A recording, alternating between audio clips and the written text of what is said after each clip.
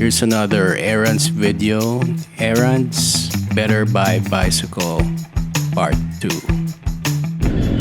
So basically, karamihan ng mga trips natin nasa 1 to 2 or 3 kilometers yung range. And I think most of the time, kaya naman i-bike, whether may dala o wala. And in my case, mag-grocery, magbabangko, mag-grocery.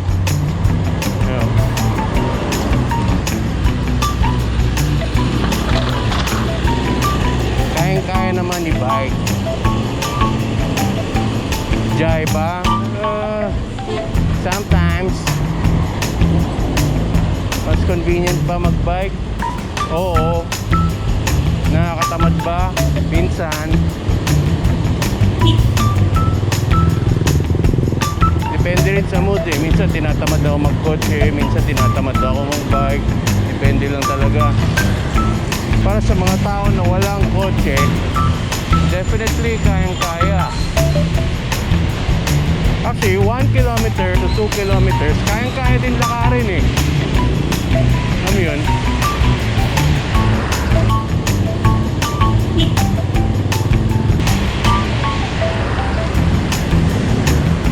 Mali ako, kakadaldal, nagkamali. U-turn ako. Hindi ako nakaposisyon na maayos. Okay, nalolobat yung GoPro ko kaya may puti-puti. Anyway, nagbangko na lang din ako dyan sa building na yan kung saan ako kumaliwa. Siyempre wala akong footage sa loob na pinapatay yung camera. Anyway, mas mabilis yung errand ko naka-folding bike kasi diretso kong pinapasok sa bangko. May time and effort din kasi mag-park eh. So, yeah. Easier. And then off to Eastwood. Anyari?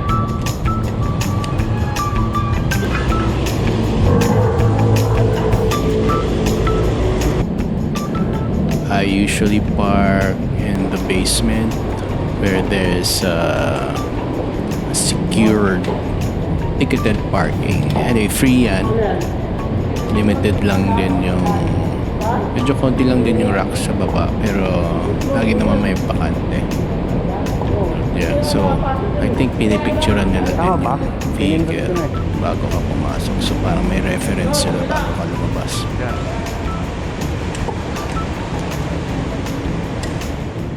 So not all racks are equal. I appreciate the highly secured or safe parking, but yeah, they could probably improve this bike rack. Medyo hassle eh. Siksikan. Kaya naman i-lock or hindi. Mahirap i-lock eh. So, yun. That's that. So, always 2 to 3 locks kahit na secured. In my case, alam kong dyan ako pupunta and to save on cargo space, iniwan ko yung U-lock. Only brought 2. Isang chain lock, isang cable lock. So after nag-park, pumunta ng bangko, and then after ng bangko, nagpunta ng grocery. So, okay, I could have brought the bike to the grocery and left it at the baggage counter, but anyway, since my last stop pa ako after ito, I think it would be easier na just park it and just bring the panniers na lang.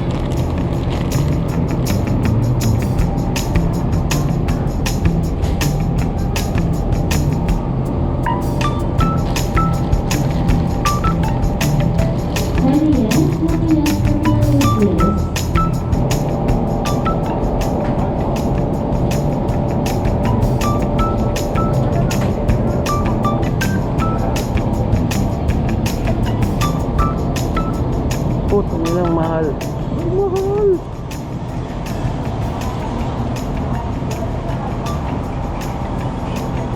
Mahal ng cabbage.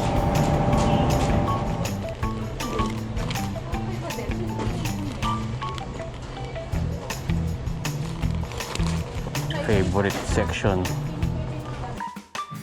So yun, inflation is real. Those two panniers are 5,000 pesos worth of groceries. And yeah, I managed to buy 2 big loaves from the bakery. Actually, kaya akong sinasadya din yung supermarket na I could have gone somewhere near my place. Kasi sinasadya ko kasi dahil sa bakery na yung bread na yan. So yes, sa Eastwood you could push the grocery cart anywhere.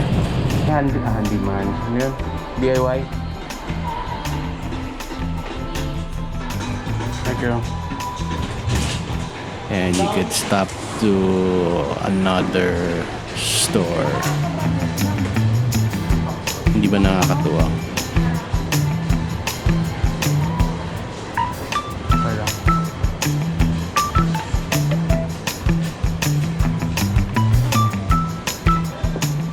Wala. Wala yung nahanap ko. Walang available. Mas maliit na case yung hinahanap ko pero wala dyan. I should have went to True Value pero tinatamad na ako. Anyway, bumili na lang ng batteries dun sa lugar na yun. So may nabili naman ako. And yeah, that's it. Errands done. Parking. Time to leave. Parking. B1s.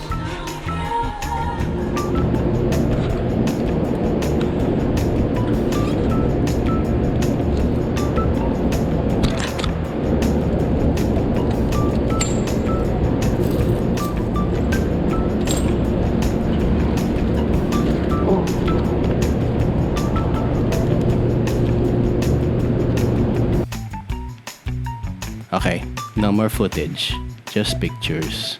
Medyo mabigat na yung panniers. Na after this trip, actually napaisip ako to add more storage space. Maybe add, front Spartan racks and 2 more panniers maybe. I don't know. And siguro mas madali kung may click fix turn basket, pero medyo yung presyo nasa 2+.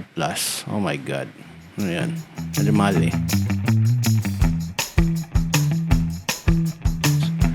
So anyway, here are the other types. Yung ibang options, pwedeng magkaroon ng cargo bikes, tri-bike, cargo bike, provided na siguro may kambyada kasi may mga uphill din Ayun kung kaya. Isang option na mahal din yung medyo high-end na rin tong bikes na to haul stuff. Big fat dummy ng Surly or ito yung sa turn Vectron, pero I think e-bike, nasa e-bike category na. Actually, maraming potential yung e-bikes kasi, it pretty much haul stuff with it. Malaking tulong. Anyway, napaisip lang ako nito din dahil yung pinaka-recent ko na errand, kailangan maghakot ng TV and there's no way na madadala ko yan sa bike ko. Yun lang. And to add to this, the most practical way to actually bike with cargo is your simple, efficient, cost-effective mamachari na readily available sa surplus. Never mind all these other options, pero yung mamachari can definitely haul stuff. Balik tayo sa mga pictures ko. Okay, nasa parking tayo and you see other cyclists taking advantage of the free secured parking and you have a ticket. I managed to drop by and get some takeout and buy something from a roadside tindahan. Ayan, nakabili ng cabbage na definitely mas mura kaysa sa supermarket. So, ending this,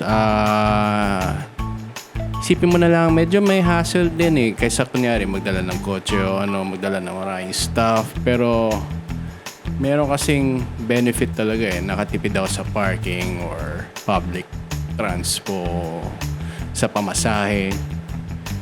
Naka-exercise ako and yeah. I managed to do other stuff easily. Hassle-free. Yun lang. Thanks for watching.